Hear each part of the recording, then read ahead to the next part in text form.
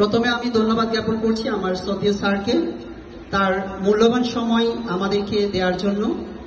আমাদের স্যারকে যখন আমি দাওয়াত করতে গিয়েছিলাম, স্যার যখন শুনছে আমি রাউজানের সন্তান, স্যার খুবই উচ্ছ্বাসিত হয়েছেন। যে তখন স্যার বলছে যে এটা আমার এলাকা, অবশ্যই আমি যাব। তো এই জন্য আমি স্যারের জন্য একটা করতালি চাচ্ছিলাম।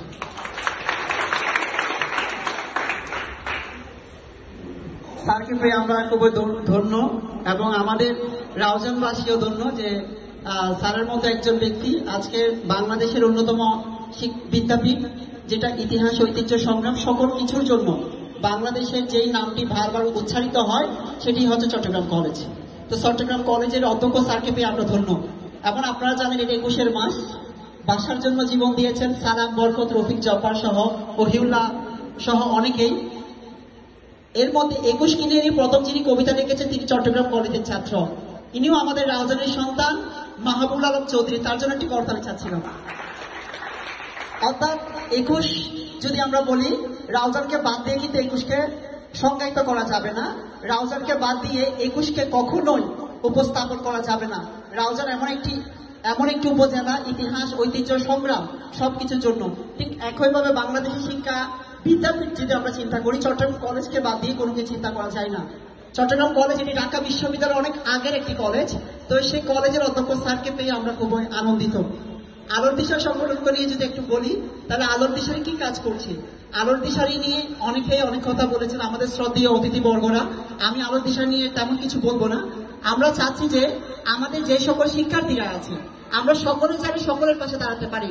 নট অনলি আমাদের যারা রিচ পিপল আছে, ধনী ব্যক্তিরা, তারা নয়, আমরা চাইলে আমরা দাঁড়াতে পারি। কিভাবে?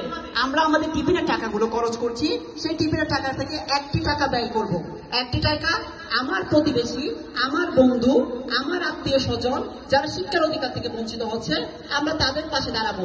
আমরা টিফিনের টাকা থেকে 10 টাকা থেকে 9 টাকাকে আমরা 9 টাকাকে আমার জীবন আহার আমরা ধারণ করতে পারি।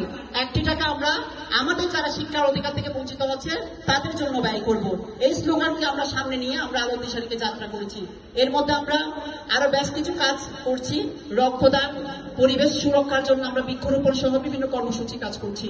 আজকে আমাদের অনুষ্ঠানে যারা এসেছেন আমরা প্রত্যেকের কাছে কৃতজ্ঞ। আমরা প্রত্যেকের কাছে আমাদের পক্ষ থেকে সশ্রদ্ধ সালাম এবং শুভেচ্ছা বিনিময় করছি। 21-এর জন্য যারা জীবন দিয়েছে, বাসার জন্য, এই বাসার জন্য যারা জীবন দিয়েছেন তাদের প্রতি আমরা শ্রদ্ধা সম্মান প্রদর্শন করছি। বিশেষ করে যারা আমাদের দেশের জন্য জীবন দিয়েছেন, যারা এই ভূখণ্ডকে লাল সবুজের পতাকাকে যারা আমাদের জন্য এনে দিয়েছেন, তাদের প্রতি শ্রদ্ধা নিবেদন করছি। আমি একটি কবিতা বলে শেষ করছি। সেই কবিতাটি হচ্ছে, আমি আবৃত্তির মতো করব না, আমি একটু উচ্ছ্বাসিত করার জন্য করব। এটা হচ্ছে আমাদের সবাইকে নিয়ে। কবিতাটির নাম হচ্ছে কিশোর কবিতা, লিখেছেন গোলাম মুস্তফা।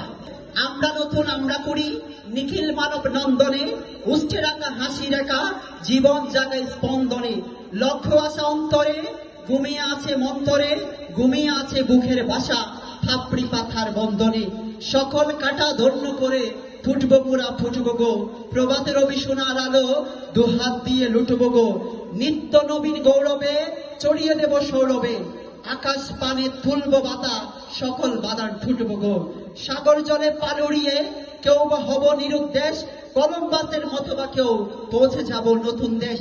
জাগবে সারা বিশ্বময়, এই বাঙালি নিঃস্ব নয়, জ্ঞান গরিমা শক্তি সাহস আজও এদের হয় নিশেষ।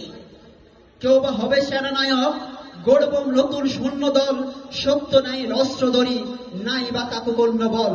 স্বদেশকে ভালোবাসবো গো, বেতির ব্যথা বুঝবো গো, ধন্য হবে দেশের মাটি, ধন্য হবে অস্ত্র বল।